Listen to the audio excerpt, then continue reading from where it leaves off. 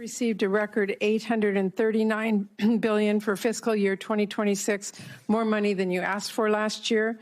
Combined, that is a $1 trillion budget for the year. And as I already mentioned, your department has yet to spend half of the reconciliation funds. And despite that, you are here today asking for tens of billions of dollars more for things that you've already asked for in your FY27 request or that have nothing to do with Iran. This administration has tried to sell this as an emergency request, but it may be better understood as an attempt to skirt the normal appropriations process. Here are just a few of the things requested in this Iran supplemental. $800 million for the National Guard to patrol D.C. even longer. Over $1 billion for the Army to patrol the southern border, which is DHS's job.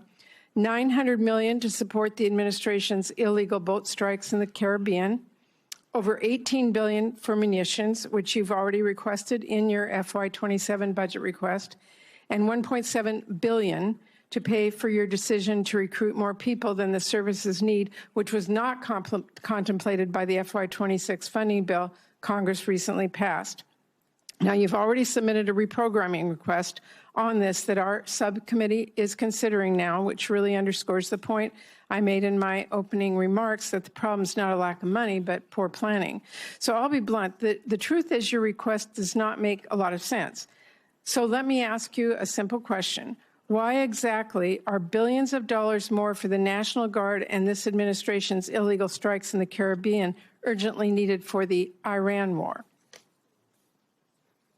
Well, Senator, I wouldn't, of course, agree with your characterization, but why this kind of spending is needed is because of the gross negligence and neglect of the Biden administration inside our department.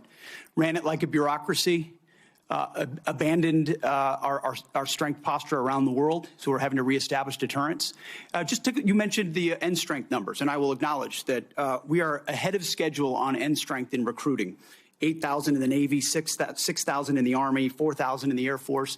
Because under President Trump, there's been record and historic over 30-year recruiting records inside our department since he won the election because the American people didn't want to sign up for what Joe Biden was providing our military. Let me and they want to sign up for what President Trump is doing in his leadership. And so those are good problems to have that we need to fund and a reflection of momentum. And this budget will allow us to continue the kind of momentum that gets us ahead. My point is that a lot of this request does not feel like an emergency. And let me move on.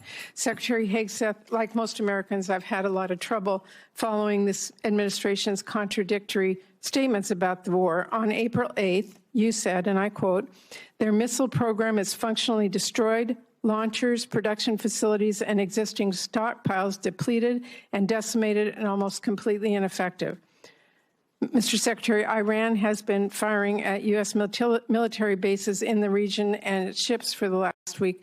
How is it possible, if their capabilities were, quote, functionally destroyed 3 months earlier, as she claimed, for them to be doing this now?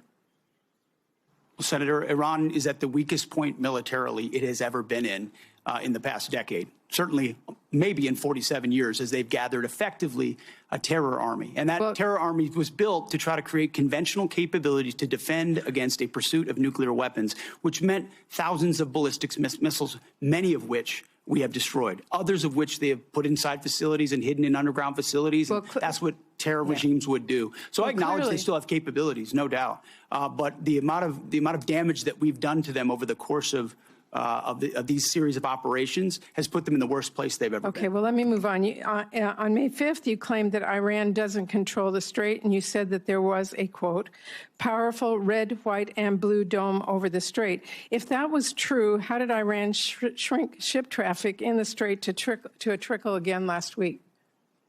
We pushed almost, I believe, between 400 and 500 million barrels of oil under the nose of Iran over the course of Project Freedom, which went underground, which I acknowledged after we did so covertly because it was more effective to do so quietly than to do so publicly. So we've been in control of moving traffic through there for quite some time. Will they retain the ability to recklessly shoot at commercial shipping? And that's what happened. We had a ceasefire, and then they shot at commercial shipping recklessly. Well, you also said at that same press conference, and I'm going to quote you, you urged Iran to, quote, let innocent ships pass freely. These international waters belong to all nations.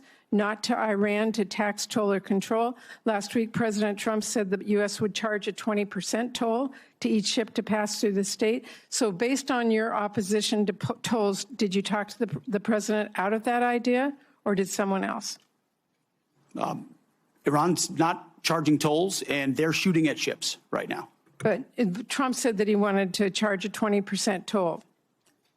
We have a blockade right now of all Iranian ships and Iranian ports, and it's effective. My time is out.